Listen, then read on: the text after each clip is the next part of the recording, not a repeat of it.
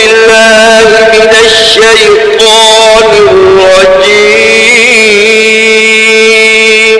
بسم الله الرحمن الرحيم. کہ جو صالحین عابدین ہوتے ہیں نا وہ موت کے مشتاق ہوتے ہیں اور وہ موت سے گھبراتے نہیں ہیں، بلکہ ان کو اس بات کا انتظار ہوتا ہے کہ کب اپنے رب سے ملاقات کریں، کب وہ آخرت میں جائیں اور اپنے رب سے، اپنے دوستوں سے، صالحین سے ملاقات کریں۔ حضور نے فرمایا الدنیا سجن المومن و جنت الکافر، کہ جو دنیا ہے وہ مومن کے لیے تو قید خانہ ہے، الدنیا سجن المومن و جنت الکافر، کافر کے لیے جنت ہے۔ کیوں میرے دوستو؟ مومن جو ہے وہ دنیا میں جس طرح زندگی گزارتا ہے، وہ جس طرح انسان قید خانے میں زندگی گزارتا ہے، مومن دنیا میں اس طرح زندگی گزارتا ہے۔ کیوں؟ قید خانے میں پابندیاں ہوتی ہیں نا، کوئی قید خانے میں ہو تو وہ اپنے گھر میں تو نہیں ہوتا، اس کے اوپر پابندی ہوتی ہے، کھانے پینے کی پابندی ہوتی ہے، کپڑے بھی اپنے وہ مزاج کے مطابق نہیں پہن سکتا، دیگر کام نہیں کر سکتا، کسی سے مل نہیں سکتا، دوست احبابوں سے نہیں مل سکتا، تو وہ قید خانے میں پابندیوں کی زندگیاں گزارتا ہے، اپنے گھر سے دور ہوتا ہے۔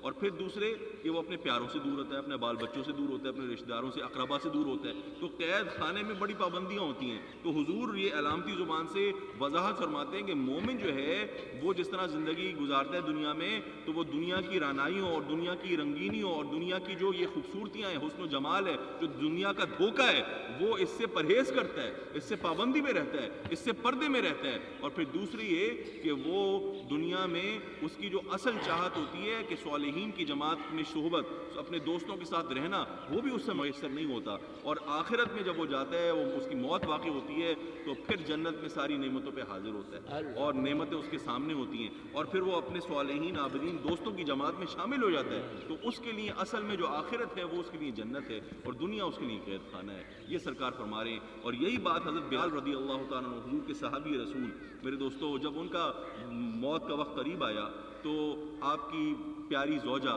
وہ رونے لگی، وہ غم سے نڈھال رونے لگیں اور دیکھ رہی ہیں کہ حضرت قریب فوت ہو جائیں گے، تو وہ بڑی بری طرح سے انہوں نے رونا شروع کر دیا اور فرمایا کہ ہائے کیسا غم ہے اور یہ کیسی جدائی ہے، ساری زندگی میں آپ کے ساتھ رہی ہوں اور یہ جدائی کے لمحات آ گئے ہیں، میں کیسے آپ کے بغیر رہوں گی، کیسے میرے زندگی کے پل کٹیں گے، ساری زندگی تو مجھے آپ کی عادت رہی، آپ صحبت میں رہی، آپ میرے سجن ہو، آپ میرے بیلی ہو، آپ میرے محرم راز ہو، آپ کے بغیر میری کیسے کٹیں گی میرے دن اور رات، کیسے گزاروں گی میں برداشت نہیں کر سکتی آپ کی جدائی۔ تو یہ کہہ کے رونے لگی۔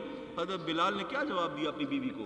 حضرت بلال نے کہا اے پیاری بیوی، کیوں روتی ہو، کیوں غم کھاتی ہو اور کیوں کہتی ہو ہائے کیسا غم ہے، بلکہ یہ کہو کہ ہائے کیسی خوشی ہے۔ کیوں؟ کیونکہ ان قریب بلال جو ہے پیارے رسول محمد مصطفیٰ سے ملنے کے لیے جا رہے ہیں، اپنے پیارے رسول کے پاس جا رہے ہیں اور اپنے پیارے ساتھیوں سے ملنے کے لیے جا رہے ہیں، ان سے ملاقات کرنے کے لیے جا رہے ہیں۔ تو یہ نہ کہو کہ ہائے کیسا غم، بلکہ یہ کہو کہ کیسی خوشی ہے اور کیسا مبارک وقت ہے۔ تو میرے دوستو، جو اللہ کے نیک بندے ہوتے ہیں وہ یہ معاملات سمجھتے ہیں اور وہ دنیا کو حقیر طور پر دیکھتے ہیں۔ تو یہ بات سمجھو، اپنی زندگی کو بدلو، اپنی زندگی میں وہ معاملات لے کر آؤ جو تمہیں دائمی فائدہ پہنچائیں، جو ابدی فائدہ پہنچائیں۔ یہ دنیا حقیر چیز ہے۔ میں یہ نہیں کہہ رہا کہ کوئی رزق نہ کمائیں، آپ کوئی اور تک و دو نہ کریں، جد و جہد کرو، دنیا میں رہنا ہے تو جد و جہد تو کرنی ہے، رزق حلال کمانا ہے، سارے کام کرنے ہیں، لیکن جو اللہ تعالیٰ نے طریقے بتائے وہ کرنے ہیں۔ رزق حلال کمانا ہے، کسب معاش ہے تو آپ نے حلال طریقے ڈھونڈنے ہیں۔ جو دنیا کے دھوکے ہیں، جو حرام چیزیں ہیں، جو دنیا کی معصیت ہے، جو بڑی خوبصورتی کے ساتھ اپنے آپ کو پیش کرتی ہے، میرے دوستو اس جال میں اپنے آپ کو نہ پھنساؤ، اس ٹریپ میں نہ گرو۔ وہ ایک ایسا جال ہے کہ اس میں پھنس جاؤ گے تو پھر ہلاک ہو جاؤ گے۔ مجھے حضرت علی کی بات یاد آئی کہ حضرت علی نے فرمایا حضرت سلمان فارسی کو کہ دنیا جو ہے وہ تو مانند سانپ ہے، دنیا جو ہے وہ سانپ کی طرح ہے۔ سانپ جو ہوتا ہے وہ اوپر سے بڑا نرم ہوتا ہے، بڑا ملائم ہوتا ہے، آپ اس کھال پر ہاتھ پھیریں تو بڑا مزہ آتا ہے، سانپ کی کھال بڑی نرم معلوم ہوتی ہے، اور سانپ بڑا خوبصورت ہوتا ہے۔ بڑے سانپ جو ہیں، یہاں تو اتنے سانپ اس طرح سے نہیں ہیں، لیکن جن ممالک میں زیادہ اقسام پائی جاتی ہیں سانپوں کی، تو میرے دوست صرف سانپ ہیں، بڑے ان کے رنگ ہوتے ہیں، ان کی کھال پہ، ان کی کھال کے تو جوتے بنائے جاتے ہیں، بڑے بڑے مہنگے جوتے بکتے ہیں ان کی کھال کے، کوبرا کے اور سکین کے۔ تو سکین جو ہے سانپ کی کھال بڑی مشہور ہے، بڑی خوبصورت ہے، بڑے رنگ ہوتے ہیں۔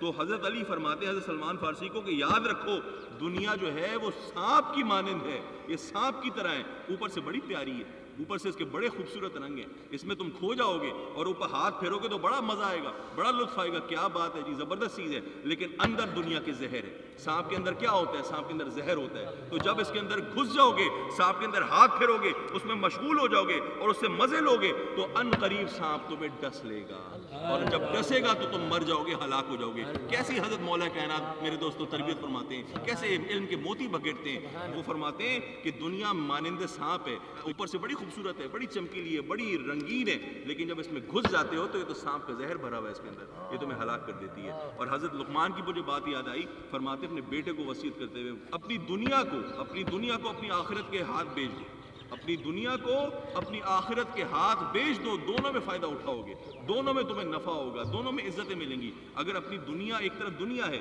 اور ایک طرف آخرت ہے تو دنیا کو اپنی آخرت پر قربان کر دو، دنیا کو آخرت کے ہاتھ بیچ دو، دنیا کو چھوڑ دو، آخرت کو لے لو، دونوں میں فائدہ ہوگا، دونوں میں تمہیں کمائی ہوگی، دونوں میں نفع اٹھاؤ گے۔ اور فرماتے ہیں کہ کبھی بھی اپنی آخرت کو دنیا کے ہاتھ نہ بیچنا، دونوں میں نقصان اٹھاؤ، دونوں میں نقصان ہوگا میرے دوستو۔ اور حضرت عیسیٰ کی بات مجھے یاد آئی کہ طالب دنیا جو ہے، جو دنیا میں مشغول ہوتا ہے اور دنیا کا بھوکا ہوتا ہے، حضرت عیسیٰ فرماتے ہیں اس کی مانند تو ایسی ہے کہ جو شخص سمندر سے پانی پیتا ہے، جو شخص سمندر سے پانی پیتا ہے، پیاس بجھاتا ہے، اس کی مثال تو اس بندے جیسی ہے۔ کیوں؟